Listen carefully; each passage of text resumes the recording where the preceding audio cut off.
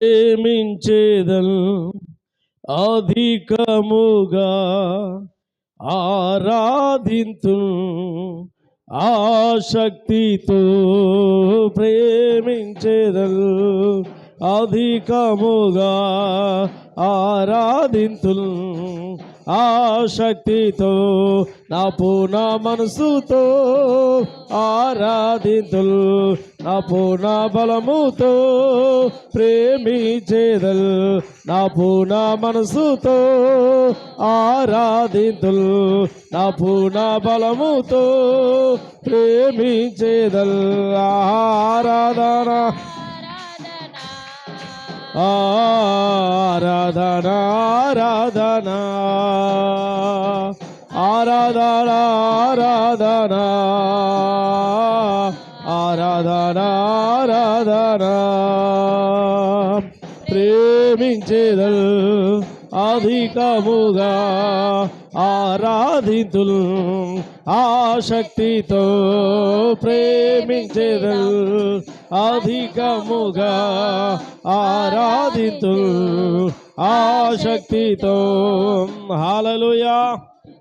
మంచిది ప్రియమైన దేవుని బిడ్డలారా, ఇంతవరకు చాలా అమూల్యమైన మరి విషయాలు, చాలా చక్కటి మాటలు దైవజనులు మరి సహోదరులు ఎస్సాకయ్య గారు చక్కటి మరి మాటలు తెలియజేస్తారు. దేవుని స్తోత్రం. ఏం కలిగి ఉండాలి మనందరం కూడా? ఏం చెప్పండి బాబు, ఏం కలిగి ఉండాలి? మీ మగవాళ్ళు చాలా చక్కగా వస్తున్నారు. ఎదరికి వచ్చింది ఇలా మీ నలుగురిని, మీ ముగ్గురు ఇలాగ ఎదరికి వచ్చి నాకు కనబడాలి. మంచుల మాటలకి చాలా సద్దగిరి 2026 నుంచి చాలా చక్కటి ఆదివారం శనివారం చాలా చక్కగా వస్తున్నారు. ఇంకా చాలామంది పిల్లలు ఉన్నారు. మన పిల్లలు వాళ్ళందరూ రావాలి నిలబెట్టి. దేవుని స్తోత్రం చెప్పండి. హల్లెలూయా. 2 3 ఆయన నామం పెట్టి ఎక్కడైతే కూడుకుంటారో మన మధ్యన ఉంటానన్న దేవుడు మన మధ్యన ఉన్నాడు. మన మధ్యన ఉన్నాడంటే మనం చాలా జాగ్రత్తగా ఉండాలి. దైవజనులు కూడా అదే మాటను ప్రిందిన ప్రస్తావిస్తూ దేవుని యందు భయభక్తులు కలిగి దేవుని యొక్క వాక్యాన్ని వింటున్నప్పుడు అది మనకు ఉపయోగం. దేవస్థానం విన్నవాళ్ళం అటు ఇటుగా మాట్లాడుకున్నాం అనుకోండి, మాటలన్నీ కూడా చూడండి బూడిదలో పన్నీరు పోసినట్టు ఉంటాం. రెండోదిగా పందులు ఎదుట ముత్యాలు పడవేసినట్టు ఉంటుంది. దేవస్థానం పంది దగ్గర ముత్యాలు ఆడైతే దానికి ఏమైనా ఉపయోగం ఉంటుందా? తొక్కు పాడేస్తుంది. దేవుని మాటలు కూడా చాలా విలువైన మాటలు. విదేమస్తోత్రం. మళ్ళా దైవజనులు మళ్ళీ చెప్పండి అంటే ఆ మాటలు మళ్ళా రావు. ఎందుకంటే ఏ సమయంలో ఏది మాట్లాడాలో దేవుడు ఆ సమయాన్ని అది మాట్లాడుతూ తెలియజేస్తూ ఉంటాడు. అందుకే ప్రతి మాటను జాగ్రత్తగా ఏం చేయాలి? వినాలి. దేవుని స్తోత్రం చెప్పండి.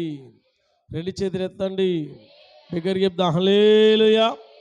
కనుక దేవుని యందు మనం ఏం కలిగి ఉండాలంటే, మనము దేవుని బిడ్డలుగా ఆయన రాకడ కొరకే మనం మెలకువ కలిగి ఉండాలి. ప్రతి ఒక్క విశ్వాసి ఎలాగ ఉండాలంటే మెలకువ కలిగి ఉండాలి.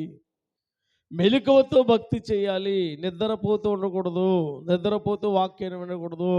విసుక్కుంటూ వాక్యం వినకూడదు. ఎప్పుడు ముగించేస్తారో పైకి కిందకి చూడకూడదు. ఎప్పుడు ముగించేస్తారని సెల్ ఫోన్ అట్నే నొక్కకూడదు. ఎప్పుడు చూసేస్తారని ఇప్పుడు వెనకెనక్కి గడియారంకు చూడకూడదు. దేవుని స్తోత్రం. మనం ఇచ్చింది దేనికోసం వచ్చాం? దేవుని యొక్క సన్నిధికి వచ్చాం. దేవుడి మాట విన్నప్పుడు దేవుడు మనం ఏం చేస్తాడు? దీవిస్తాడు. దేవుని స్తోత్రం కలిగిన గాక. సరే, ఏదేమైనప్పటికీ చాలా చక్కటి విషయాలు మనం విన్నాం. మనం ధ్యానం చేస్తున్న గ్రంథము 2వ పుస్తకము నిర్గమ కాండము. ఈ నిర్గమాకాండములో 20వ అధ్యాయాన్ని మనం ధ్యానం చేస్తూ ఉన్నాం. దేవుని స్తోత్రం. ఈ 20వ అధ్యాయము ప్రియమైనరా, ఐగుప్తులో నుంచి దేవుడు మోషే ద్వారా తన యొక్క అన్న ఆరోహోను ద్వారా వారిని ఐగుప్తులో ఉన్న ప్రజల్ని ఫరోతో పోరాడి ఎన్నో అద్భుతాలు చేసి ఆశ్చర్యకార్యాలు చేసి అరణ్యములో నడిపించి అరణ్యంలో కూడా గొప్ప గొప్ప కార్యాలు చేశాడు. దేవుని స్తోత్రం గాక. బండ నుంచి నీళ్ళించాడు, పూరీలు పిల్లలు పంపించాడు. ఇంకేం చేశాడు? వారు నీళ్ళు తాగుతుంటే మారా దగ్గర నీళ్ళు తాగిన నీళ్ళను మధురంగా మార్చాడు. రాత్రి అగ్నిస్తంభంగాను పగలు మేఘస్తంభంగా ఉండి అద్భుతాలు చేస్తూనే దేవుడు మోషేతో మాట్లాడు, తమ్ముడు మోషేతో దేవుడు మాట్లాడి ఎక్కడ తీసుకురమ్మన్నాడు? సేనాయి. మనము కొన్ని వారాల బట్టి 20 అధ్యాయంలో ధ్యానం చేస్తున్నాం. ఇప్పుడు ఇశ్రాయేల్ ప్రజలు ఎక్కడున్నారు? ఈ అధ్యాయంలో చూస్తే సేనాయి పర్వతం కింద ఉన్నారు. మోషే గారు ఎక్కడున్నారని మనం ధ్యానం చేస్తున్నాం. పర్వతం పైన ఉన్నాడు. దేవుని స్తోత్రం. ఎవరితో గడుపుతున్నాడు? దేవునితో గడుపుతూ దేవుడు మాట్లాడుతున్నాడు. శబ్దము కిందేమో ఉరుములతో కూడా శబ్దాలు వినబడుతున్నవి. కిందేమో ప్రజలు, పర్వతం పైన మోషే దేవునితో గడుపుతా ఏం చెప్తున్నాడు అంటే ఆ ఇశ్రాయేలు ప్రజలకు దేవుడు ఆజ్ఞలు వివరించి చెప్తున్నాడు. దేవుని స్తోత్రం. ఇంకా మోషే గారు కొండ దిగి రాలేదు. ఎక్కడున్నాడు? కొండ మీద ఉన్నాడు. ఇది ఎప్పుడు సంగతి? కొన్ని వందల వేల సంగతిని దేవుడు ముందుగానే ఇశ్రాయేలు గూర్చి తెలియజేస్తూ ఈనాడు క్రైస్తవులకు దేవుడు ఏమై ఉన్నాడో తెలియజేస్తున్నాడు. దేవుని స్తోత్రం. అందుకని నేను తప్ప వేరొక దేవుడు నీకు ఉండకూడదు అని ఇశ్రాయేలుకు చెప్పిన దేవుడు మనకు కూడా చెప్తున్నాడు. దేవుని స్తోత్రం. నేను చెప్పండి, ఇశ్రాయేలుకు చెప్పిన దేవుడే మనకు చెప్తున్నాడు. ఆయన తప్ప వేరొక దేవుడు లేడు. పాత నిబంధనలో యెహోవాగా వారిని నడిపిస్తూ వారితో మాట్లాడుతున్న దేవుడే కొత్త నిబంధనకి వచ్చేటప్పటికి యేసుక్రీస్తుగా మానవుడిగా ప్రత్యక్షమయ్యాడు. దేవుని స్తోత్రం. అప్పుడొక దేవుడు, ఇప్పుడొక దేవుడు లేడు. దేవుని స్తోత్రం చెప్దామా? ఏం చెప్పండి? అప్పుడొక దేవుడు, ఇప్పుడొక దేవుడు లేడు. రెండు చేతులెత్తండి. దేవుని స్తోత్రం. హల్లెలూయా. కనుక దేవుడు ఉన్నవాడల్లా ఒకే ఒక దేవుడు. నా ముందు కానీ నా వెనక కానీ ఇంకొక దేవుడు. చెప్పండి, నా ముందు కానీ నా వెనక కానీ ఇంకొక దేవుడు లేదు. కనుక అది చెప్తున్నాడు. క్రైస్తవుల కన్నా ఒకే దేవుడు, ఇశ్రాయేలు కన్నా ఒకే ఒక దేవుడు. ఇశ్రాయేలుకి ఒక దేవుడు, క్రైస్తవులకు ఒక దేవుడు లేడు. చాలామంది తేలిక ఇశ్రాయేల్ దేవుడు, క్రైస్తవుల దేవుడు వేరుని బోధన చేస్తున్నారు. దేవుని స్తోత్రం. అప్పుడు అలా బోధ చేస్తే దేవుళ్ళు ఎంతమంది అవుతారు అని చెప్పండి? ఎంతమంది అవుతారు? ఇద్దరు అవుతారు. దేవుని స్తోత్రం. అది తప్పు.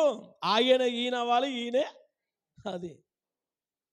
ఒకడే అన్నప్పుడు ఇశ్రాయేలుకి ఒక దేవుడు, క్రైస్తవులకు ఒక దేవుడు కాదు. క్రైస్తవుల దేవుడే ఇశ్రాయేలు దేవుడు, ఇశ్రాయేలు దేవుడే క్రైస్తవుల దేవుడు. దేవుని స్తోత్రం చెప్పండి. క్రైస్తవ్యం అనేది ఒక మతము కాదు. క్రైస్తవం అనేది ఒక మతస్థులు కాదు. క్రైస్తవులు అనేది ఎందుకు పిలవబడుతుందంటే పేరు అది. దేవుని స్తోత్రం. ఎందుకు ఆ పేరు అంటే యేసు ప్రభువు నమ్ముకున్న వారికి పెట్టబడిన పేరు. మతం కాదు, ఇది మతంగా మార్చేశారు. దేవుని స్తోత్రం. ప్రభువు నమ్ముకున్న వారిని క్రైస్తవుడిగా పిలవబడ్డారు అన్నాడు అపోస్తలులు. దేవుని స్తోత్రం చెప్పండి. బైబిల్ గ్రంథంలో ఎక్కడ ఇది మతము, క్రైస్తవ మతం అని ఎక్కడ లేదు. చాలామంది పిలిచినప్పుడు, మాట్లాడినప్పుడు, లేదా ఎవరిని తెలియక మతం పుచ్చేసుకున్నాను, మతంలోకి వెళ్ళిపోయాను, ఈ మాట్లాడిన దేవునికి వాక్యానికి సరిపోదు. దేవుని స్తోత్రం చెప్పండి. జాగ్రత్తగా వినండి. మొదటి ఆజ్ఞ ఏంటి? నేను తప్ప వేరొక దేవుడు మీకు ఉండకూడదు. రెండో ఆజ్ఞ ఏంటి? పైన ఆకాశమందు కానీ, కింద భూమి యందు కానీ, భూమి కింద నీల యందు కానీ దేని రూపమున మీరు విగ్రహమును చేసుకోకూడదు, వాటికి సాగిలపడగదు, వాటిని పూజించకూడదు. ఏలయనగా నీ దేవుడైన యెహోవా నేను రోషము గల దేవుడును, నన్ను ద్వేషించిన వారి విషయములో 3-4 తరాల వరకు తల్లి యొక్క ద్వేషమును కుమారుల మీదకి రప్పించేదను. నన్ను ప్రేమించిన ఆజ్ఞలు గైకున్న వారికి 1000 తరాల వరకు వారిని కరుణించి ఉన్నాను. దేవుని స్తోత్రం. అంటే తల్లిదండ్రులు దేవుని ద్వేషిస్తే, దేవుని ఒక ఏలా తోలనాడితే వాడికి ఏం కలుగుతుందంట? శాపము కలుగుతుంది. అది కోపము, దేవునికి కోపము రేగి ఎవరి మీదకి వస్తుంది? అది తండ్రులు దాన్ని చేసిన తప్పు పిల్లలు అనుభవిస్తారు. ఇది ఇశ్రాయేలుకి చెప్తున్నారు సుమా. దేవుని స్తోత్రం. ఇంకా మూడో ఆజ్ఞ ఏంటి అని ఆలోచన చేస్తే, నీ దేవుడిని యెహోవా నామమును వ్యర్థముగా ఉచ్చరించకూడదు. యెహోవా తన నామమును వ్యర్థముగా ఉచ్చరించిన వారికి నిర్దోషిగా ఎంచడు, అంటే నీతిమంతుడిగా ఉంచడు. దేవుని నామాన్ని ఎటకారంగా మాట్లాడకూడదు. నామం అనేది ఏంటి చెప్పండి? నామానికి ఏంటి పేరు? నామం అంటే ఏంటి పేరు. దేవుని పేరుని ఎటకారంగా కూడా మాట్లాడకూడదు. దేవుని పేరుని ఎటకారం కూడా ఉచ్చరించకూడదు. చాలామంది దేవుడు అంటే ఎటకారం ఆడుతూ ఉంటారు. చాలామంది దేవుడు అంటే తోలనాడుతూ ఉంటారు. కొంతమంది దేవుడు అని చెప్పినా వాడికి భయం ఉండదు, మూర్ఖుల్లా ప్రవర్తిస్తూ ఉంటాడు. కానీ ఇశ్రాయేలుతో దేవుడు చెప్తాడు, నీ దేవుడిని యెహోవా నామమును వ్యర్థముగా మాట్లాడకూడదు. అప్పుడు మాట్లాడండి, నాడు దేవుని బిడ్డలైన వారు క్రైస్తవైన వారు, ప్రభువును అంగీకరించేవారు, ప్రభు యొక్క మార్గములో ఉన్నవారు దేవుని విషయంలో ఎటకారము చెప్పండి అల్లరగా ఉండకూడదు. బయటడు తెలియకేదో తోలనాడతాడు. బయటడు వాడు ఈ దేవుని ఎరగక వాడు దేవుని తిడతాడు. బయట వాడు పిన్న దేవుని ఎరగక దేవుని శక్తి తెలియక మనల్ని చూసి పిన్న బూతులు ఆడతాడు, సులకనగా చూస్తాడు. దీన్ని ఏదైనా చేయొచ్చు, దేవుని స్తోత్రం. కానీ క్రైస్తవుడు మాత్రము తోలనాడకూడదు. దేవుని స్తోత్రం చెప్పాలి. రెండు చేతులు ఇద్దామా, బిగ్గరగా చెప్దామా. ఈనాడు సంఘాలకి పడతలేదు, పాటర్ గారికి పడతలేదు. కానీ అపవాది ఎక్కడ పని చేస్తున్నాడంటే సంఘాల్లోనే, విశ్వాసుల్లోనే పని చేస్తాడు. ఈ ఇంటి కాకి ఆ ఇంటి మీదకి రాదు, ఈ ఇంటి కాకి అంటే ఈ సంఘంలో కాకి ఈ సంఘంలో పావురు, ఆ సంఘంలో పోరు రాదు, ఆ సంఘంలో పావురు ఈ సంఘంలోనికి రాకూడదు. అలాగ అయిపోయింది. కానీ నిజమైన సత్యమైన దేవుని బిడలు గమనించండి, సత్యము దగ్గరికే వెళ్తారు, ఎక్కడ పడితే అక్కడ పరిగెట్టడానికి వెళ్ళలేదు. వాక్యాన్ని గ్రహించాలి. అపవాది కూడా మోసగిస్తాడు. అపవాది సంఘంలో ఉన్న దుర్బోధలు ఉన్నాయి, మంచితో పోగేసుకుని సంపాదించుకున్నవి ఉన్నాయి. దేవుడు ఉన్నప్పుడు దయ్యము కూడా చెప్పండి మాట్లాడరేటి. దేవుడు ఉన్నప్పుడు సాతాను కూడా ఉన్నాడు కదా. వెలుగు ఉన్నప్పుడు చీకటి ఉంది, మంచి బోధ ఉన్నప్పుడు దుర్బోధ కూడా, మంచి సేవకుడు ఉన్నప్పుడు శ్రద్ధ సేవకుడు కూడా ఉన్నాడు. జాగ్రత్త. దేవుని స్తోత్రం. ఎక్కడ పడితే అక్కడికి మా ఊలే కదా, మా పాటగారే కదా, వాళ్ళే కదా, ఏలే కదా. అందుకే దేవుడు ఏం చెప్తాడు, మీలో నుంచే కదా అబద్ధ బోధకులు, అబద్ధ ప్రవక్తలు మీలో నుంచే బయలు వెళ్ళి ఉన్నారు. దేవుని స్తోత్రం చెప్పండి. రెండు చేతులు ఎత్తండి. ఇక్కడ 4వ ఆజ్ఞ ఏంటి అని ఆలోచన చేస్తే ఏంటి చెప్పండి? విశ్రాంతి దినమును చూడండి పరిశుద్ధముగా ఆచరించవలను, జ్ఞాపకము ఉంచుకునుము. 6 దినములు కష్టపడి పనంతయు చేయవలను. 7వ దినమున నీ దేవుడైన యెహోవాకు విశ్రాంతి దినము. దానిలో నువ్వైనను, నీ కుమారుడైనను, నీ కుమార్తె అయినను, నీ దాసుడైనను, నీ దాసురాలైనను, నీ పరదేశైనను, నీ ఇంటిలో ఉన్న పరదేశైనను ఏ పని చెయ్యకూడదు. 6 దినాలు యెహోవా ఆకాశమును, భూమియు, సముద్రమును, వాటిలో సమస్తమును సృజించి 7వ దినమున విశ్రమించెను. అందుచేత యెహోవా విశ్రాంతి దినమును ఆశీర్వదించి దాన్ని పరిశుద్ధపరచెను. ఇశ్రాయేలుకి చెప్తున్నాడు, మీరు ఏ పని కూడా చేయకూడదు. ఏదినానా విశ్రాంతి దినం అంటే ఎప్పుడు? 7వ దినం అంటే మన లెక్క ప్రకారం ఆలోచిస్తే శనివారము విశ్రాంతి దినం. దేవునిస్తోత్రం. ఇది ఇశ్రాయేలు ఆరాధించే దినం, కానీ క్రైస్తవుడు కాదు సుమా. దేవునిస్తోత్రం. చాలామంది శనివారం ఆరాధన చెప్పి ఆదివారం ఆరాధన చేస్తలేదు. కొంతమంది ఇశ్రాయేలుగా ఏం చేస్తున్నారు? ఆరాధిస్తూ ఉన్నారు. మనం ఇశ్రాయేలు కాదు, మనం ఎవరో క్రీస్తును తన సొంత రక్షకుడిగా మనం అంగీకరించాము కనుక ఆయన బిడ్డలమైన మనము, ఆయన మన కొరకు ఆదివారం పునరుద్ధాన దినమును లేచాడు కనుక మనము ఆదివారము ప్రభు దినాన్ని మొదటి దినము ఆరాధించే ప్రభు బిడ్డలము, ఆరాధికులము. దేవుని స్తోత్రగండిగా. ఆదివారానికి విశ్రాంతి దినానికి అది తేడా. దేవుని స్తోత్రం. కనుక ఈ మాట ఎవరికి చెప్తున్నాడు? ఇశ్రాయేలు ప్రజలకు చెప్తూ, ఇదిగో ఆ దినమున మీరు 7వ దినము విశ్రాంతి దినం అంటే ఎందుకు ఆ విషయం చెప్తున్నాడు? దేవుడు సృష్టి అంతా కూడా ఎన్ని దినాలు చేశాడు? 6 దినాల్లో పూర్తి చేసిన మానవుడితో సహా. దేవుని స్తోత్రం. ఏడో దినం ఆయన విశ్రాంతి పొందాడు కనుకే అదే విశ్రాంతి దినాన్ని ప్రభువును ఆరాధించే దినముగా ఆయన పరిశుద్ధపరిచాడు. దేవుని స్తోత్రం. ఆయన ద్వారా పుట్టిన ప్రతి ఒక్కరు కూడా ఏం చేయాలంటే, మీరుగో 6 దినాలు నువ్వు ఊళ్ళో ఉంటావో, నువ్వు పొలంలో ఉంటావో, నువ్వు పక్క ఊళ్ళో ఉంటావో, నువ్వు టౌన్లో ఉంటావో, లేకపోతే ఎక్కడ ఉంటావో, ఎక్కడున్నప్పటికీ 7వ దినమున నీ పొలమైన, నీ సొంత పొలమైన, నీ రైతు పొలమైన, ఏ పొలమైనా ఆదివారం ఎక్కడ ఉండాలి అంటే దేవుడి మందిరములో ఉండాలి. అంతేకాదు, ఏమన్నాడు, నీ కుమారులు, నీ కుమార్తెలు, అంతేకాదు ఇంకేం చెప్తాడు, నీ ఇంట్లో పని చేస్తారే పనోళ్ళు, నీ దాసైనను దాసురాలైనను, అంతేకాదు ఊరి నుంచి వస్తారే నీ బంధువులు పరదేశి, వారు కూడా ఎక్కడ ఉండాలి, దేవుడు మందిరంలో ఉండాలి. అది వారికి ఇచ్చారు. ఈనాడు దేవుడు నమ్ముకుని దేవుడు అంటే అక్కర్లేదురా, దేవుడు నాకు అన్నీ ఇచ్చాడని చెప్పిన వాళ్ళే నేను ఏ రోజు గుడుమానని చెప్పి అన్నా విశ్వాసలే రక్షణ పొంది, మారుమనసు పొంది, బాధ్యత పొంది ఆదివారం నాడు పనికి పరిగెడుతుంది. దేవుని స్తోత్రం. బాధలు వస్తే ఎక్కడికి వస్తుంది? ఆరోగ్యం ఉంటే ఎక్కడ పరిగెడుతుంది? పొలంలోకి పరిగెడుతుంది. దేవుని మాట విని ఎందుకు ఆదివారం మనం రావాలంటే కుటుంబాలతో దేవుని చేత దీవించబడడానికి రావాలి. దేవుని 6 దినాలు కష్టపడినా ఎద్దులాగా పిన ఆ దేవుని సన్నిధికి రావాల్సిన ఆ సమయాన్ని కూడా దొంగిలిస్తున్నామంటే మనం దేవుని బిడ్డలాగా పిన ఏం చేస్తున్నాము?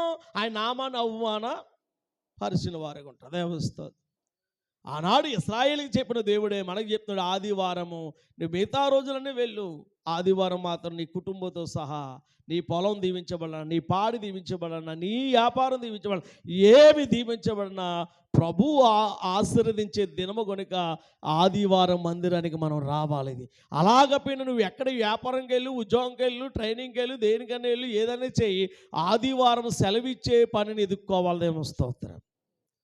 ఆదివారం కూడా నిన్ను పక్కకు పెట్టేసి సంపాదన అని చెప్పుకుని చివరికి ఆ సంపాదన ఆదివారం నాడు కూడా వెళ్ళిన సంపాదన చివరికి ఎక్కడ పోతుందో తెలుసా? చివరికి వైద్యానికి ఇస్తాం, ఆరోగ్యం కొరకు. దేవుని స్తోత్రం చెప్పండి.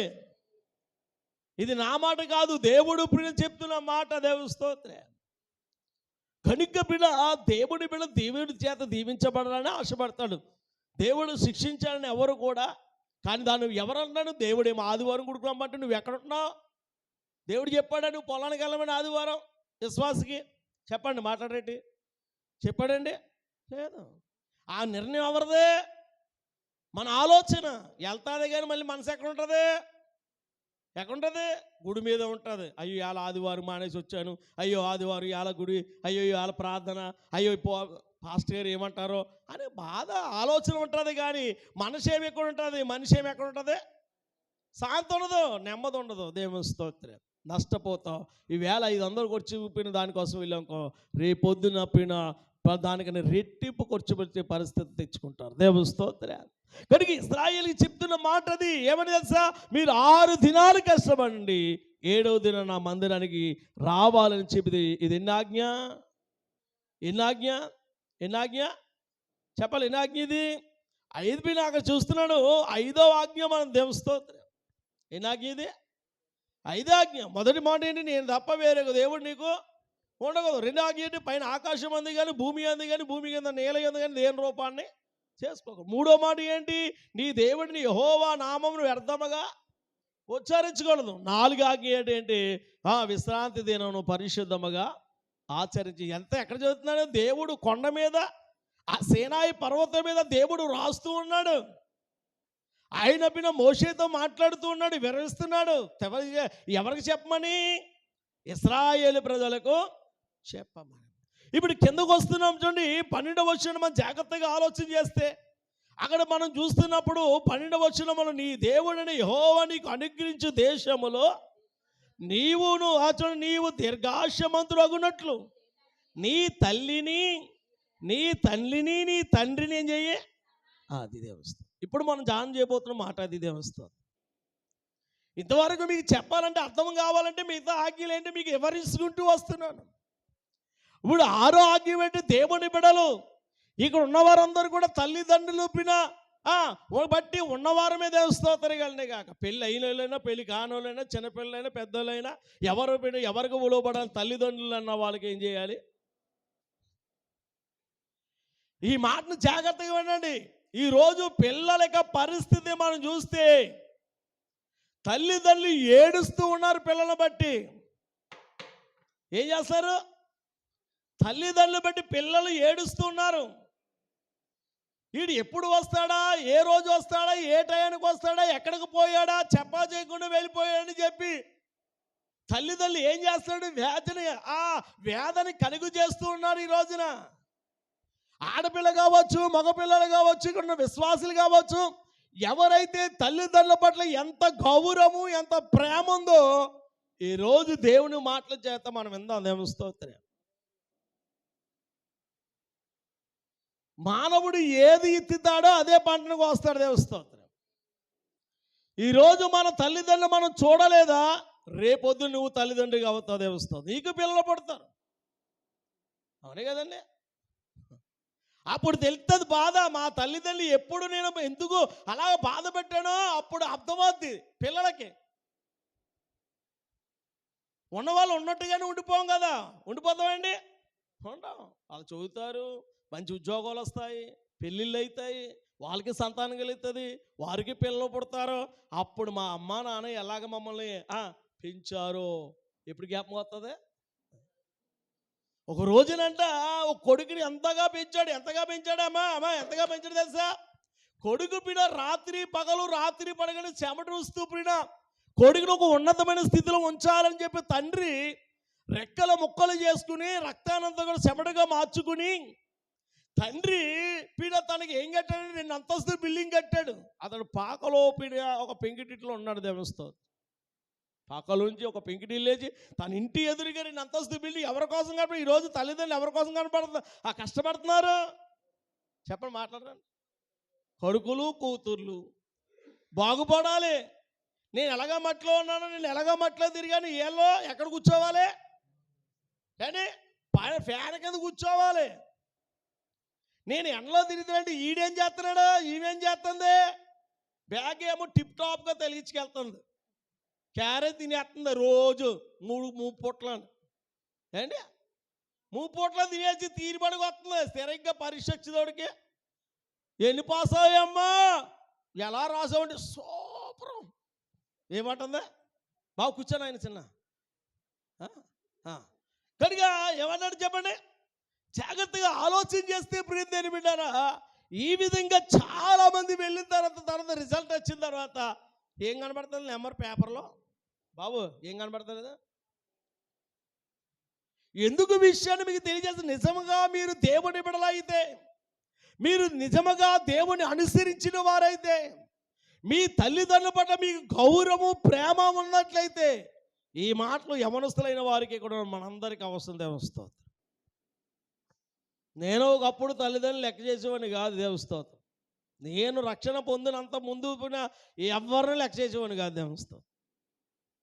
రక్షింపబడిన తర్వాత తల్లి విలువేంటో అర్థం చేసుకున్నాను. దేవస్తోత్రం. మీరు ఎలాగైతే కూర్చున్నారో నేను అలాగే కూర్చున్నాను. ఒకప్పుడు ఏంటంటే 20 సంవత్సరాలు 22 సంవత్సరాలు వెనక్కి వెళ్తే కూర్చో 22 సంవత్సరాల క్రితము నేను కూడా అలాగే కూర్చున్నాను, నీకులాగే. కానీ దేవుడు పిలిచాడు. దేవుడు స్తోత్రం కానీ కాక దేవుడు పిలవకపోతే నేను ఎక్కడ ఉందును? దేవుడు ప్రణాళికలు నేను లేకపోతే నేను కూడా ఎక్కడో ఉందును. ఈరోజు కొన్ని వందల వేల మధ్యన కొన్ని వందల కిలోమీటర్లు ప్రయాణం చేసి ఇప్పుడు దేవుడి గురించి చెబుతూ ప్రకటన చేస్తున్నాడంటే మీలా ప్రియతుడ చెడిపోకూడదు చాలామంది అని చెప్పి దేవుడు ఎన్నుకొని ఆ మాటను మీకు తెలియజేస్తాను. దేవుని స్తోత్రం. నేను ఇంటర్మీడియట్ రాగానే నేను ప్రభువుని నమ్ముకున్నాను. ఇంటర్మీడియట్ రాగానే ప్రభు దగ్గరకు వచ్చాను. నేను ఇంటర్మీడియట్ రాగానే యేసు ప్రభుని రక్షకుడిగా అంగీకరించాను. ఇంటర్మీడియట్ వయసు అంటే ఏ సంవత్సరం చెప్పండి? ఎన్ని సంవత్సరం ఉంటాయి? సెకండ్ ఇయర్లో ఉండగా నేను ప్రభు నమ్ముకున్నాను. దేవుని స్తోత్రం కలిగే కాక నా 10th క్లాస్ 2023లో అయింది. దేవుని స్తోత్రం చెప్పండి. అప్పటి నుంచి అప్పుడున్న 2003 సంవత్సరం 2003లో ప్రియుందరుడా, అప్పటి నుంచి ఇప్పుడు వరకు కూడా ప్రభువుని విడిచిపెట్టలే. కానీ అప్పటి నుంచి ఇప్పుడు వరకు తల్లి అని ఎప్పుడు కూడా తోడనాలే. దేవస్తోత్రం చెప్పండి. రెండు చేద్దామా? కనుక ఇక్కడ చెప్తున్న మాట జాగ్రత్తగా ఆలోచన చేయండి. 6వ ఆజ్ఞ ఇశ్రాయేలుకి తెలియజేస్తున్న మాట ఏంటంటే, ఇదిగో నీ దేవుడు ఇక్కడ చెప్తున్న మాట ఏమాటది? నీవు దీర్ఘాయుష్మంతుడిగా నీ దేశములో, నీ ప్రాంతములో, నీ గ్రామములో, నీ ఇంటిలో నువ్వు ఎక్కడున్న వ్యాపారం చేస్తున్నావా, ఉద్యోగం చేస్తున్నావా, పొలము చేస్తున్నావా, లేదు ఏది చేయి, అది ఆశీర్వాదంగా ఉండాలి. దీర్ఘాయుష్యత నీకు కలగాలంటే మొదట తల్లిదండ్రులు ఏం చేయాలి? వారిని చూడడం అనేది నువ్వు చూడాలి. దేవస్థానం సన్మానించడం అంటే పెద్ద విగ్రహం కడేసేసి దండలు వేయడం కాదు. సన్మానించండి ఫోటో పెట్టి ఫలాలు బిర్యానీ జాయింట్లు పెట్టడం కాదు. సన్మానించడం అంటే ఏదో ఒక సాల్వ్ దండ కట్టి కప్పేయడం కాదు. సన్మానించడం అంటే దేవస్తోత్రే. నిజంగా తల్లిదండ్రులకి ఎప్పుడు వారికి సంతోషం అంటే, తన పుట్టిన పిల్లలు, తన కలిగిన పిల్లలు వారి మాట ఆరగిస్తూ వారు ఉన్నతమైన స్థితిలో ఉంటే అంతకన్నా సంతోషం తల్లిదండ్రులకి. నీ దగ్గర ఆస్తిపాస్తులు అడగడం లేదు, నీ దగ్గర అంతస్తులు అడగడం లేదు. దేవస్తోత్రం కలిగి కాక నువ్వు బాగుపడితే అంతకన్నా గొప్ప ఇంకో స్థితిని ఆశపడడం లేదు. ఇక్కడ అదే చెప్తున్నాడు. ఇశ్రాయేలు చెప్తున్నాడు, వారికి ఆరోగ్యంగా చెప్తున్నాడు, మీరు ప్రియునిగా మీ యొక్క దేశంలో దీర్ఘాయుష్మంతుగా నుండు నూరేళ్ళు అంటాం కదా. అన్నీ ఎన్ని సంవత్సరాలు? కాల్మిడు చెప్పండి అండి. ఎవరినైనా దీవించమంటే ఎలా దీవిస్తా? 30 సంవత్సరాలు బతుకు, 60 సంవత్సరాలు బతుకు అంటాడా? అంటాడు అలాగే అక్షణ ఏంది ఏం వేసినా చేయలేదు అండి. ఎన్ని సంవత్సరాలు? 100 సంవత్సరాలు, నుండు నూరేళ్ళు, వర్తిల్లు. పిల్ల బాబులు ఎంతమంది? 6, 5, 3. నువ్వు పుట్టినరోజు చేసుకున్నా లేదు ఏదైనా చేసినా ఒక ఆశీర్వదిస్తే చెప్పే మాట. కానీ ఇప్పుడు ఇక్కడ చెప్తున్న మాట ఏంటి తెలుసా? ఎప్పుడు నువ్వు దేవుడిచ్చిన ఆయుష్కాలం బ్రతుకుతావు, ఎప్పుడు దేవుడిచ్చిన దీర్ఘాయువు నీకు వస్తుంది అంటే నీ తల్లిదండ్రుల యొక్క మాటకు లోబడి, నీ తల్లిదండ్రులు కష్టపడకుండా జాగ్రత్తగా చూసుకోన్నప్పుడు దేవస్తోత్రం. నీ తల్లిదండ్రులను జాగ్రత్తగా చూసుకున్నప్పుడు. ఇంకా మాట మనం జాగ్రత్తగా చూస్తే లేవికాండకు వస్తున్నాం చూడండి మాటను. త్వరగా లేవికాండము 19వ అధ్యాయం 3వ వచనం. లేవికాండము 19వ అధ్యాయం 3వ వచనం అండర్లైన్ చేసుకొని కాదు రాసుకోండి. చూడు, మీలో ప్రతివాడు తన తల్లికి తన తండ్రికి భయపడవలను, ఆచరింపవలను. చాలా దేవస్తోత్రం కలిగి చాలా జాగ్రత్తగా చెప్తున్న మాట. మీలో ప్రతివాడు తన తల్లికి తన తండ్రికి భయపడవలను, నేను నియమించిన విశ్రాంతి దినమును ఆచరింపవలను, నేను మీ దేవుడైన యెహోవాను. దేవస్తోత్రం. హలో ఏం చెప్పండి పిల్లలందరూ చెప్పండి. ఎవరు భయపడాలంట? మాట్లాడేట ఎవరు భయపడాలి? ఇది చిన్నగాడేడి చెప్పండి. ఎవరు భయపడాలి? మన అందరూనే. పెళ్ళి అయినా తల్లిదండ్రులు ఉన్నా, మీ తల్లిదండ్రులు ఉన్న కాలంలో మీరు భయపడ్డారో లేదో నాకు తెలీదు. ఈరోజు మీ పిల్లలు కలిగి ఉండొచ్చు, దేవస్తోత్రం. ఒకవేళ మీ తల్లిదండ్రులు మీకు ఉండొచ్చు, దేవస్తోత్రం. ఇక్కడ యవనస్తులైనా, సండే స్కూల్ పిల్లలైనా, ఎవరైనా చెబుతున్న మాట ఏంటంటే, మీ తల్లిదండ్రులకు భయపడుతున్నావా? ఏదైనా చేస్తే అయ్యో మా తండ్రి మా తల్లి తిడతారేమో, కొడతారనే భయం ఉందా? కొంతమందికి ఉండదు. కొంతమంది ఎప్పటికీ వెళ్ళినా ఉండదు. కొంతమంది పిల్లలకు భయం లేదు. బైబిల్ అని కోడి ఎక్కడెట్టిందంట? వీడేమో ఊరంతా తిరుగుతాడు. అర్ధరాత్రి 12 గంటల వరకు పని ఏంటండి? అర్ధరాత్రి 11 గంటల వరకు పని ఏంటండి? ఎప్పుడైనా అడిగావా తల్లిదండ్రులు? కానీ ఎప్పుడైనా మందలించావా? వండేత్తనం బిడేత్తనం అంతే. దేవస్తోత్రం. 7 అయ్యేటప్పటికి పిల్లలు ఊరు ఏం చేయకూడదు? తిరగనికూడదు. చదువుకున్న పిల్లలు చదవాలి. పనికి వెళ్ళేవాడు ఏదో సమయం. దేవస్తోత్రే. రెండు చేద్దామా? నిజముగా నువ్వు నీ తల్లిదండ్రులకు భయపడితే నువ్వు ఆశీర్వాదకరంగా దీర్ఘాయుష్యమంతుడిగా ఉంటావేమో. స్తోత్రం. నీ పెద్దవారిని తల్లిదండ్రులకు భయపడితే నీవు వర్ధిల్లుతూ ఉంటాదేమో. స్తోత్రం. ఇంకా చాలా చక్కటి విషయానికి చూస్తే చూడండి, ద్వితీయోపదేశ కాండకు రండి. ద్వితీయోపదేశ కాండములో వీడు అక్కడ చూస్తున్నాం చూడండి, 27:16 చదువుతున్నాం. 27:16, 27వ అధ్యాయము 16వ వచనం చూడండి. తన తండ్రినైనను తన తల్లినైనను నిర్లక్ష్యము చేయవాడు శాపగ్రస్తుడుగా ప్రజలందరూ ఆమేన్ అనేవాళ్ళను. దేవుని స్తోత్రం. చూసావా, ఆడు చెడ్డడంకో నాశనం అయిపోవాలంటే ఆమేన్ అనేయాలంట. తల్లిదండ్రులు మాట వినలేనని ఇక్కడ వచ్చిన వాళ్ళందరూ కూడా ఏమన్నా నాశనం అయిపోవంటే ఆమేన్ అనేయాలంట.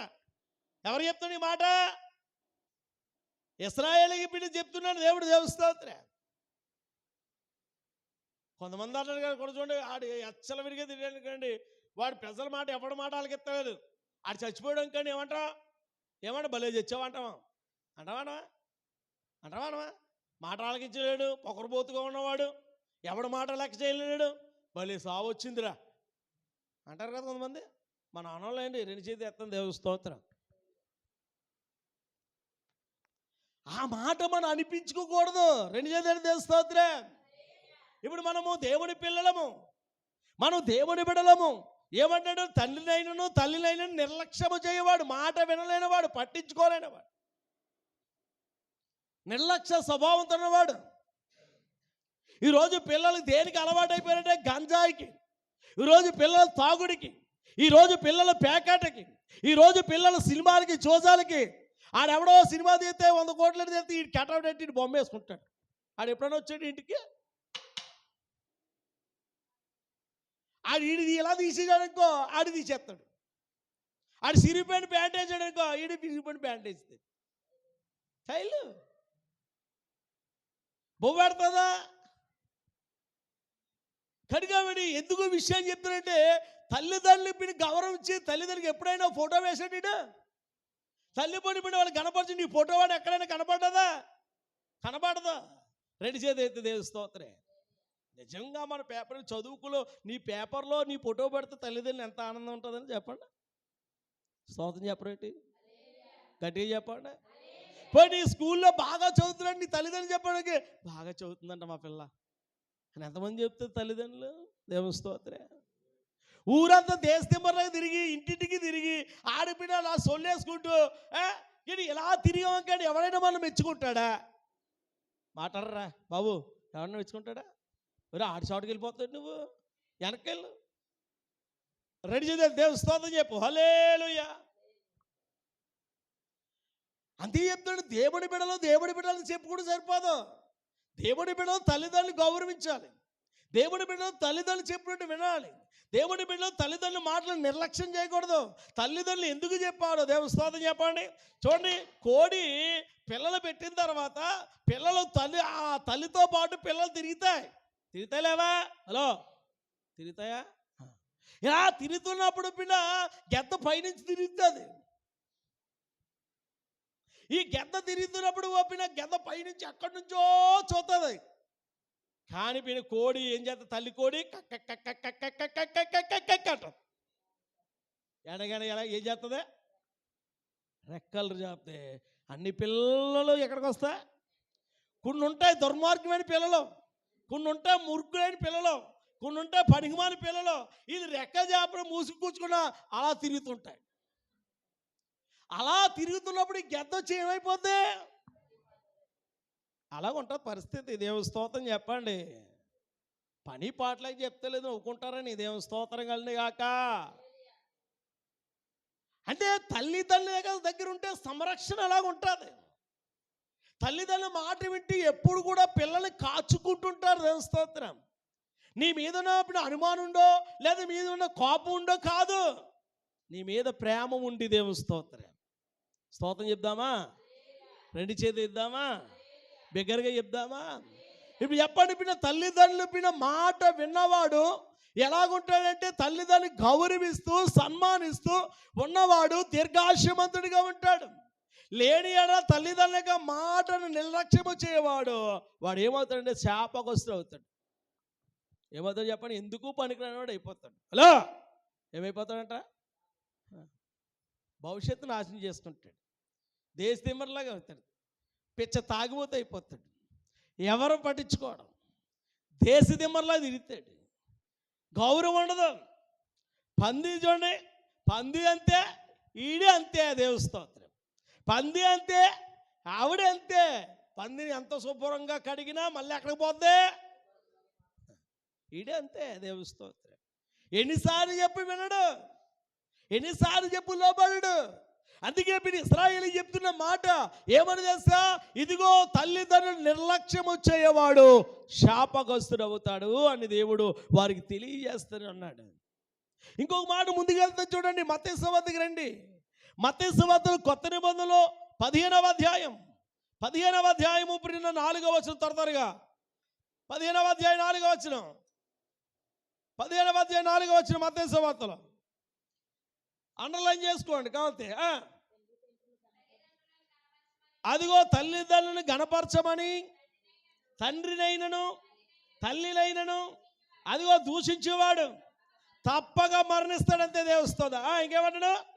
పొందవలని దేవుడు సెలవిస్తున్నాడు. అలో, ఎవడైతే తల్లిదండ్రులను దూషిస్తాడో, ఎవడైతే తల్లిదండ్రులు తిడతాడో, ఎవడైతే తల్లిదండ్రులు, ఇప్పుడు తల్లిని ఒక మాట అంటాడు, భార్య అని ఒక మాట అంటాడు, పిల్ల లేదు, భార్య లేదు, తల్లి లేదు.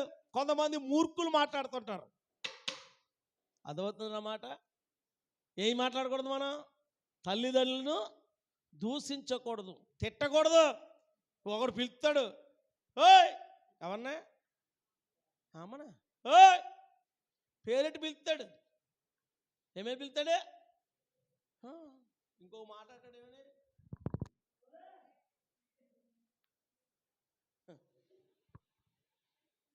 ఆ మాట అన్నప్పుడు మూతి మీద ఏం చేయాలి?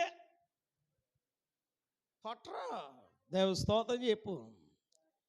తల్లిదండ్రులు పిన మాట్లాడే విధములో పిలిచే పిలుపులో కూడా ఎలా ఉండాలి? అమ్మా అంటే ఎంత బాగుందండి.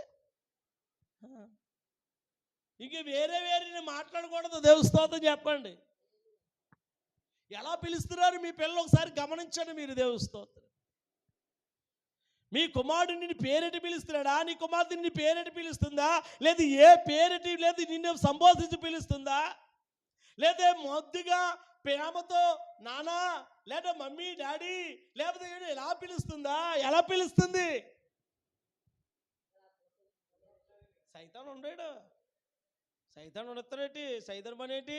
విన్నివ్వడం. ఇంతే, ఎక్కడ మారిపోతారని.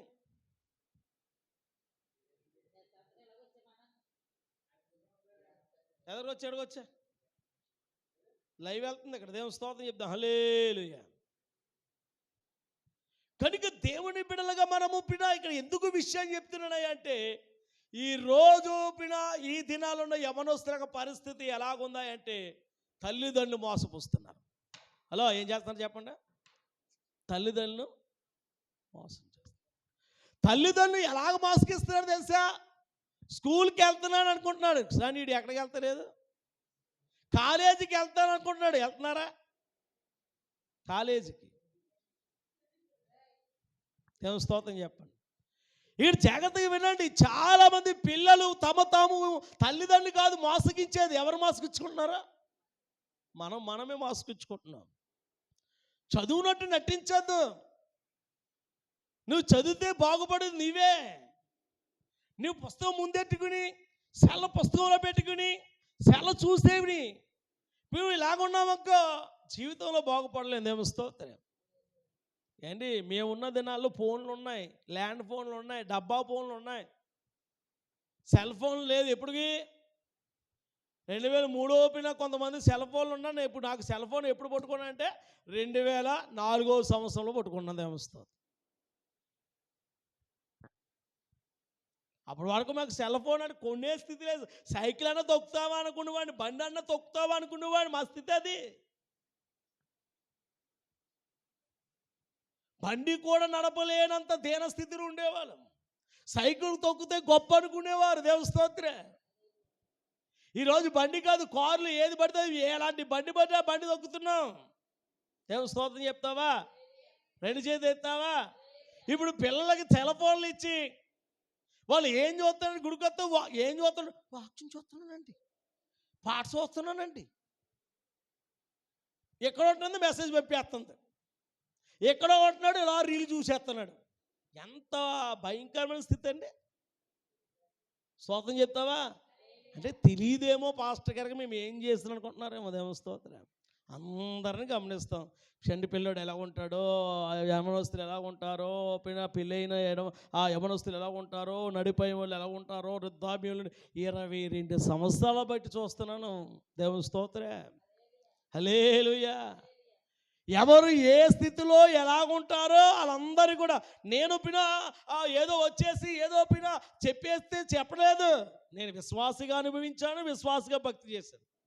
తర్వాత సండే స్కూల్ పిల్లల సండే స్కూల్కి వెళ్ళాను, సండే స్కూల్ మాస్టర్గా పనిచేశాను. దేవుస్తాను. తర్వాత సండే స్కూల్గా ఉన్నాను, యవనస్తుల మీటింగ్కి వెళ్ళాను, యవనస్తుల మధ్యన కూర్చోన్నాను, యవనస్తుల మధ్యన కూడా వాక్యం చెప్పాను. దేవస్థానం. యవనస్తుల మధ్యన ఉన్నాను, విశ్వాసిగా ఆదివారం కూర్చున్నాను.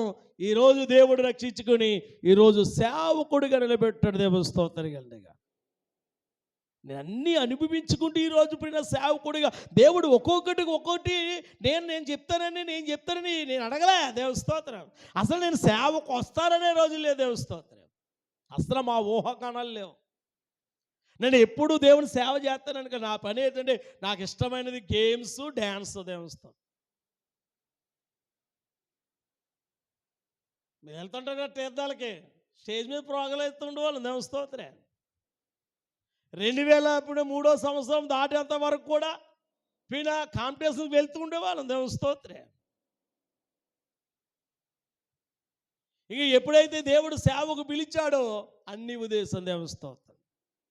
ఇక మళ్ళీ వెనక తిరిగి చూడలే. నాకు దేవుడు కావాలనుకున్నాను, నాకు ఇష్టమైన ఉద్దేశం. దేవుని స్తోత్రం. నాకు దేవుడు కావాలి, దేవుడు వాడుకుంటానన్నాడు. పిలిచిన వాడు నమ్మదగిన వాడు. అందుకే ఈ రోజున కొన్ని ప్రాంతాల్లో అవిధంగా దేవుడు వాడుకుంటున్నాడు. దేవుని స్తోత్రం చెప్దామా? యవన కాలంలో వచ్చాం, నీకులాగే తిరగాలనుకున్నాం యవనస్తులుగా. దేవుని స్తోత్రం. దేవుడు రక్షింపబడిన ట్రైనింగ్కి వెళ్ళిన తర్వాత కేరళ వెళ్ళాలనుకున్నాను, కేరళలో ట్రైనింగ్ అవ్వాలనుకున్నాను. దేవుని స్తోత్రం. దేవుడు మాట్లాడాడు, నువ్వు కేరళ వెళ్ళొద్దండి. కేరళ వెళ్ళొద్దంట. నేను ఎక్కడికి వెళ్ళాలి ప్రభు అంటే, నీకు సేవ సిద్ధం చేశానని ఎర్రంపల్లి చూపించాడు. దేవుని స్తోత్రం కంటే గాక. స్తోత్రం చెప్దామా? ఇక కేరళ వెళ్ళము కూడా నేను మానేసుకున్నాను. తర్వాత తీర్మానం చేసుకున్నాను. ఏంటి నా ఆశ, కోరిక ఏంటంటే, నేను ఎలాగా వెళ్ళకపోయాను, నా కుమారుడిని వెళ్ళాలి, అక్కడ ట్రైనింగ్ అవ్వాలి, అతడు మలయంలో మాట్లాడాలి, నేను తెలుగులో మాట్లాడాలని ఆశ. దేవుని స్తోత్రం చెప్పాను. వాళ్ళు పుట్టినప్పుడు ఏదో ఆ గర్భం వచ్చింది పుట్టానుగా దేవుడు వారిని దర్శనంలో చూపించాడు. మగబిడ్డ ఎత్తని మగబిడ్డని, ఆడపిల్ల ఎత్తే ఆడపిల్లని. దేవుని స్తోత్రం.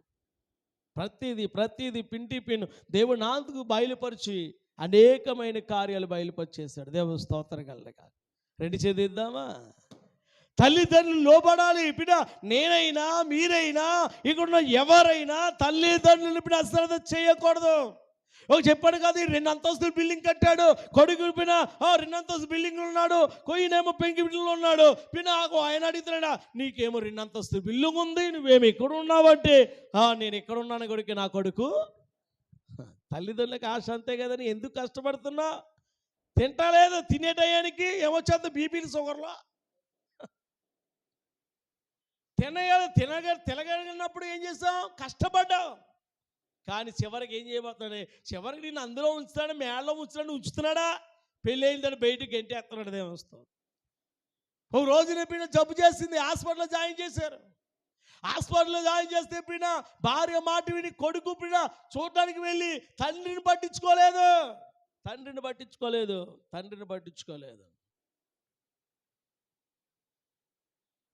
చూచాడు, భార్య మాట విన్నాడు, తండ్రిని తీసుకెళ్లేదు. అదే మంచం మీద సాగు బతుకులు ఉన్నాడు. కొన్ని నీళ్ళైన వేయలేదు, చచ్చిపోయాడు తండ్రి. కొంతకాలానికి ఈడు తండ్రి అయ్యాడు. కొంతకాలానికి ఈయన కూడా ఏమయ్యాడు? తండ్రి అయ్యాడు. ఈడికి ఏ వయసు వచ్చిందో అదే వయసులో ఈడికి జబ్బు చేసింది. తండ్రి ఏ హాస్పిటల్ అయితే అడ్మిట్ అయ్యాడో, ఏ మంచం మీద కొడుకున్నాడో ఆ మంచం మీద అతనికి పడుకోబెట్టారు. దేవస్థానం. ఆడికి కొడుకు పుట్టాడు. అప్పుడు జ్ఞాపకం వచ్చింది ఏమని, అయ్యో నన్ను కన్నా నా తండ్రిని ఎంత నిర్లక్ష్యం చేశాను, నా తండ్రిని పట్టించుకోలేదు, ఎంత దుర్మార్గుడని ఆ మంచం మీద లెగలేని స్థితిలో ఏడుస్తూ ఉన్నాడు, కన్నీరు పెట్టుకుంటున్నాడు. అదే స్థితిలో తలస్తూ ఏడుస్తూ చచ్చాడు. దీని అర్థం ఏంటి తెలుసా? మనం ఏది తిత్తామో అదే చూస్తాం. ఒడ్డిగేం చూస్తున్నాం, వేరే పంట ఏమవుతా, బొండాలు అయితే బొండాలు వస్తాయి, సన్నబియ్యం వస్తాయా? నువ్వు ఏ చెట్టు వేస్తే బొబ్బస్ చెట్టు వేస్తావు, ఆ బొబ్బస్ చెట్టుకి మీరు బొబ్బస్కాయలే వస్తుంది తప్ప వేరే ఏ పంటని వస్తుందా? ఈరోజు నీ తల్లిదండ్రులు చూసి కోపడుతున్నావేమో, ఈరోజు నీ తల్లిదండ్రులు చూసి ఎసలు పడుతున్నావేమో, నీ తల్లిదండ్రులు తిడుతుంటే నేను పొర తినేస్తుందేమో అనుకుంటున్నామేమో. జాగ్రత్త. ఒక వీడియో చూశానండి, ఈ వీడియో చెప్పి ఇంకే మాటలు మనం తర్వాత దానం చేద్దాం దేవుడి చిత్తమైతే. ఈ మాటలను మీ సెల్లో ఇవ్వండి, మీ సెల్లో పంపించాను అయ్యారు, మీ సెల్లో వాట్సాప్ ఫోన్ చేయండి. కనుక పిల్లలను ఎంతో కష్టపడి పనిచేసి వాడు ఎంతగానో చదివిస్తే ఈరోజు తల్లిదండ్రులు వాడి పెంపకానికి కాదని ఎవరినో ప్రేమించి వెళ్ళిపోతే తండ్రి ఏం చేశాడు తెలుసా? కూతురి దినం చేశాడు.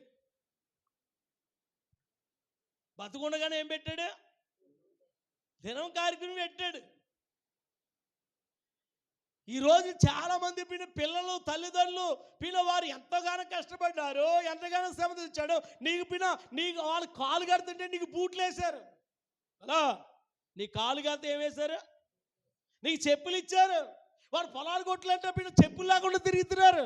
రోడ్లంటే కాలిన రోడ్లలో వాడు కాలు కాలుతుంటే నీవు అందమైన చెప్పులు 1000 రూపాయలు, 2000, 3000, 800 చెప్పులు వేస్తాను. ఎక్కడిచ్చి వచ్చాయి? ఎలాగొచ్చాయి? పూట కూలికి వెళ్ళి 300, 500 తెచ్చుకున్న కూలిలో నీకు 800 1500 తెస్తే ఎన్ని రోజులు కష్టపడాలి? ఆలోచించావా? ఎలాగండి? కనుక ఎందుకు విషయం మీకు చెప్తున్నానయ్యా అంటే, తల్లిదండ్రులు ప్రియమైన నిర్లక్ష్యం చేయవారు. ఇదిగో ప్రియమైన బిడ్డారా, ఎలాగండి అయ్యా, రెండు చేతులతో తెలుస్తోంది చెప్తాం. హల్లెలూయా. బిగ్గరగా చెప్తాం గట్టిగా. ఇదిగో చూడండి, జాగ్రత్తగా ఆలోచించే. నేను ఎత్తునే మీకు ఏది చెప్తలేదు, సందర్భం వచ్చింది కనుక మీకు చూపించాలని ఆశ కలిగింది. ఈరోజు చాలామంది యొక్క పిల్లల పరిస్థితి,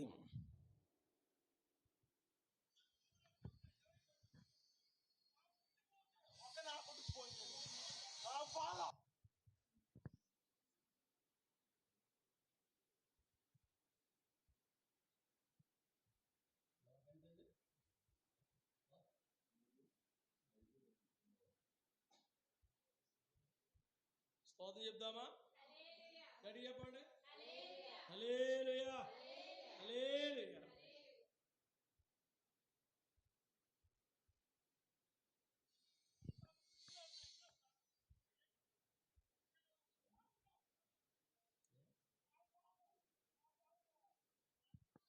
చూడు, నేను యాది కాదు, నేను నా నాలాంటి ఏ తల్లికి రాకూడదు, ఇంకో బిడ్డకు రాకూడదు. నేను అనిపించిన కష్టాలు నేను ఎలా నా చేతు కోసం వాడి పిల్లలు నా కొడుకులు కాస్తే నా కొడుకులు వాళ్ళు బాగుపడతారా? నాకంటే కూతుర్ను అల్లారు ముద్దుగా పెంచి పెద్ద చేస్తే చెప్పా పెట్టకుండా ఇంట్లో నుంచి పారిపోయి పెళ్లి చేసుకోవడంతో తల్లిదండ్రుల ఆక్రోశం ఇది. కుమార్తెను అప్పులు చేసి చదివిస్తే మాకిచ్చిన గౌరవం ఇదా అంటూ వారు ఆవేదన వ్యక్తం చేస్తున్నారు. ఆమె మేజర్ కావడంతో పోలీసులను ఆశ్రయించినా చేసేదేం లేదని తెలిసి కుమిలిపోతున్నారు. తమ కూతురు చనిపోయిందంటూ పిండ ప్రదానం చేసి భోజనాలు పెట్టారు.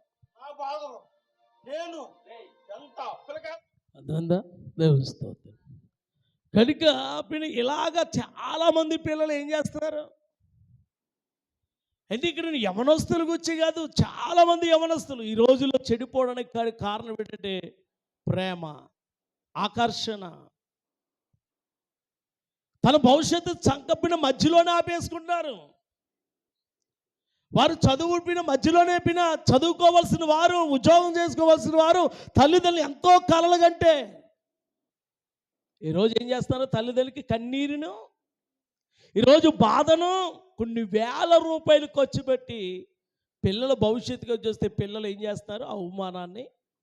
ఎలాంటి వారు? వాళ్ళు తల్లిదండ్రులు ద్వేషించే విధంగా ప్రవర్తించేవారు. దేవుని బిడ్డలు ప్రియమైన తల్లిదండ్రులకు మాట సంరక్షణ ఉన్నప్పుడు నువ్వు దీర్ఘాయుష్యమంతురాలుగా ఉంటావు. ఇశ్రాయేలుకి చెప్తున్న మాట అదే. ఏమని తెలుసా? ఇదిగో నీవేం చేయాలి? నీవు ఉన్న దేశములో దీర్ఘాయుష్యమంతుడుగా నువ్వు ఉండాలంటే నీ తల్లిని నీ తండ్రిని గౌరవించాలి. ఏ బాబు ఏం చేయాలి? తల్లిదండ్రులు ఏం చేయాలి? ఏం చేయాలిరా? సిగ్గుపడొద్దు, నేర్చుకోవాలి. నేర్చుకుని తల్లిదండ్రులకి సహాయం చేయాలి. పిల్లలు పనికి వెళ్తున్నారా? సహాయం చేయాలి.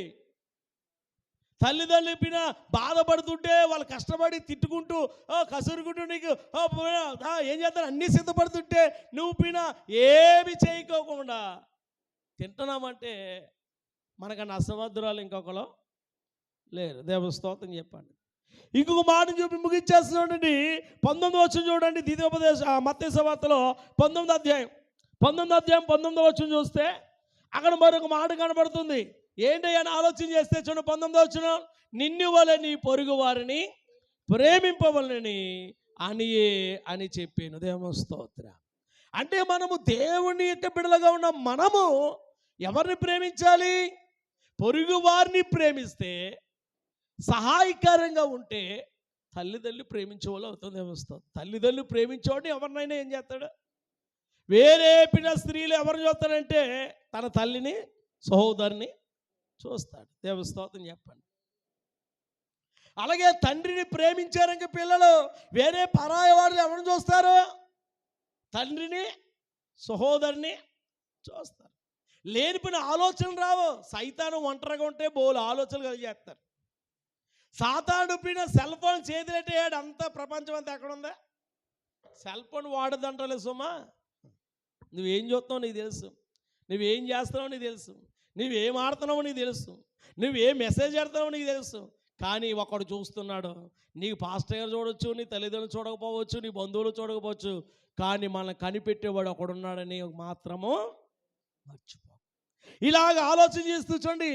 ఏపీసీ సంఘంతో పౌలు గారు కొత్త నిబంధనలు చెప్తున్నాడు. పాత నిబంధనలు ఇశ్రాయేలుకి చెప్పిన మాటే కొత్త నిబంధనకు వచ్చేటప్పటికి ఆ సంఘానికి పౌలు గారు చెప్తూ ఈ మాట తెలియజేస్తున్నాడు. ఈ మాట చెప్పుకుని దేవుడి చేత మనం ధ్యానం చేద్దాం. చూడండి. ఏపీసీ పత్రిక 6వ అధ్యాయం 1వ వచనం నుంచి 3 వచనాలు మనం చూద్దాం. పిల్లలారా, అది వచ్చిన పిల్లలారా ప్రభువునందు అదిగో మీ తల్లిదండ్రులకు అది ఏమనంట బాబు, ఏమనంట? పిల్లలారా తల్లిదండ్రులకి ఏం కలిగి ఉండాలి? రోజీ ఏమై ఉండాలి? ఏముండాలి?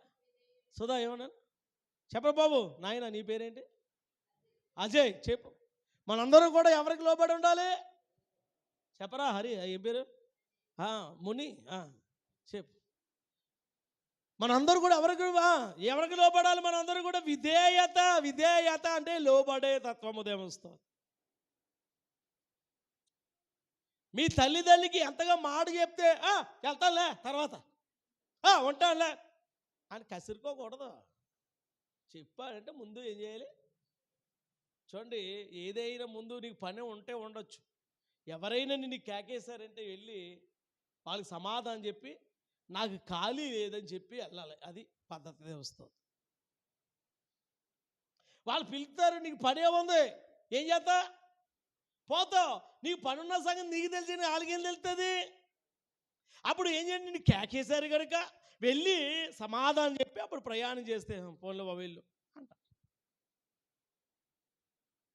ఇక్కడ సంఘానికి చెబుతూ సంఘ బిడ్డలైన వారికి, సంఘ బిడ్డలు దేవుడి దృష్టిలో పిల్లలారా, మీ తల్లిదండ్రులు కనుక ఆత్మీయంగా ఉన్న నీ సేవకుడికి, నీ సేవకురానికి ఏం చేయాలి? సంఘ బిడ్డలు లోబడాలి. రెండోదిగా తల్లిదండ్రులైన పిల్లలు కలిగిన వారు, పిల్లలు తల్లిదండ్రులకి ఏం చేయాలి? చెప్పండి, ఏం చేయాలి? విధేయత. బాను ఏం చేయాలి? విధేయత కలిగి ఉండాలి. అంటే మనం వినాలి. అదే అంటాడు, పిల్లలారా మీరు ఏమై ఉండండి, మీ తల్లిదండ్రులకు విధేయులయుండి ఈ ధర్మము నీకు మేలు కలిగినట్లు నీ తండ్రిని నీ తల్లిని సన్మానింపము, అప్పుడు నీవు భూమి మీద దీర్ఘాయుమంతుడగుదు. ఉదయం వస్తుంది చూసావా? మనం ఎక్కువ కాలం బతకాలి, ఎక్కువ కాలం దేవుడిచ్చిన ఆయుష్కాలం అంతా బతకాలంటే ఎవరి మాట ఆలకించాలంట? చెప్పండి గట్టిగా, పర్లేదు. ఎవరి మాట? మన అమ్మ మా నాన్న మాటలు నిర్లక్ష్యం చేయకూడదు. పొగరుబోతులాగా తిరగబడకూడదు. పొగరొచ్చిన వాళ్ళకి రెంకిలేయకూడదు.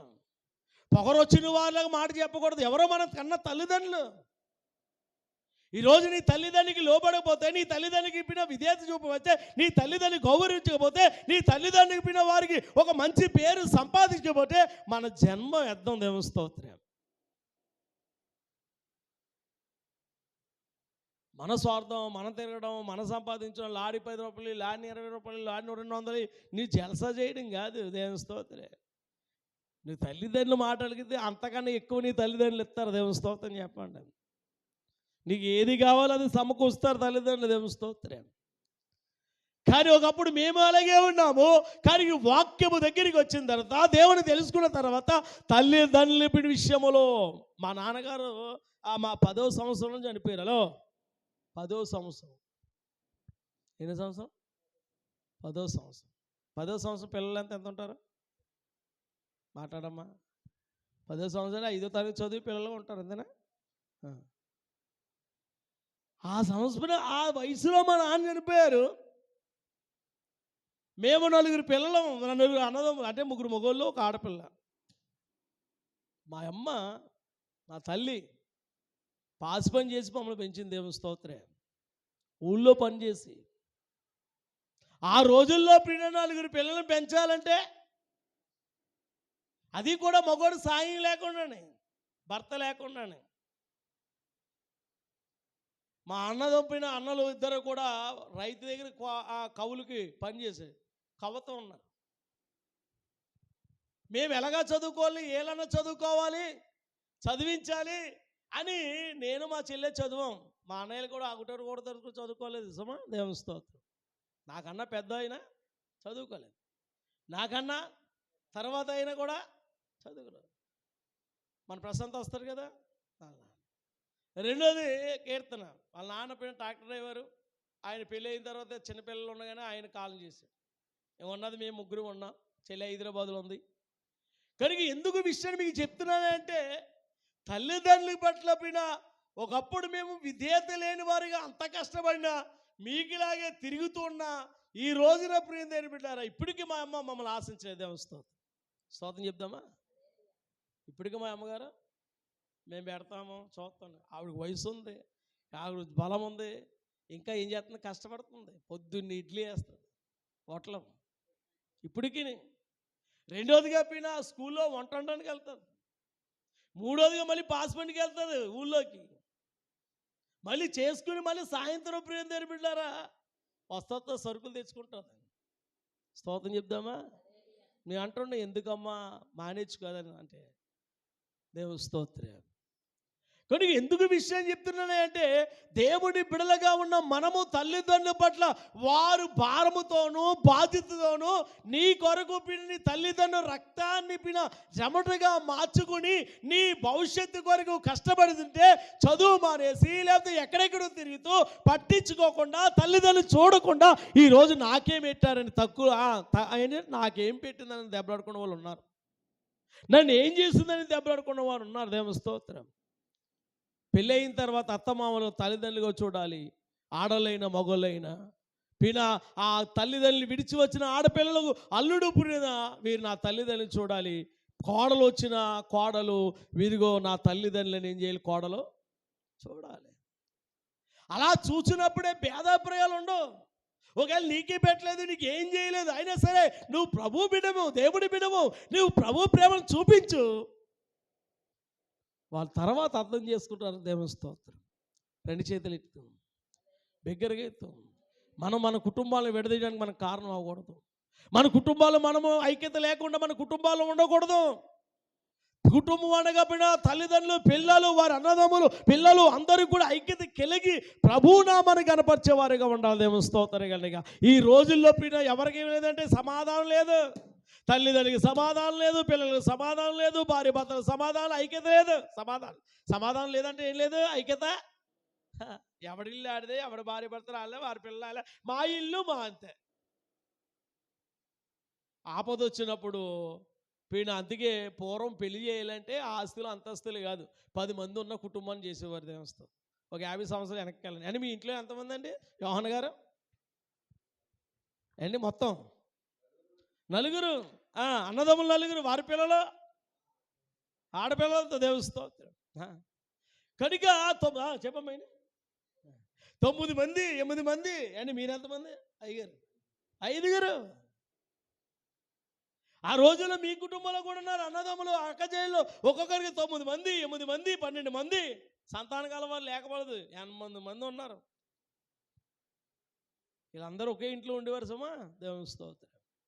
ఇప్పుడు పెళ్ళి అవగానే పెళ్ళి అవగానే పూర్వం పెళ్ళి అయిన తర్వాత ఇంకొకడు పెళ్లి చేసిన తర్వాత ఇంకొకడు పెళ్లి చేసిన తర్వాత ఆడికి పిల్లలు పుట్టిన తర్వాత వీళ్ళ పిల్లలు పెద్దలు అయిన తర్వాత అప్పుడు వేరే కాపురికి వెళ్ళేవాడు పెద్దోడు. దేవుని స్తోత్రం.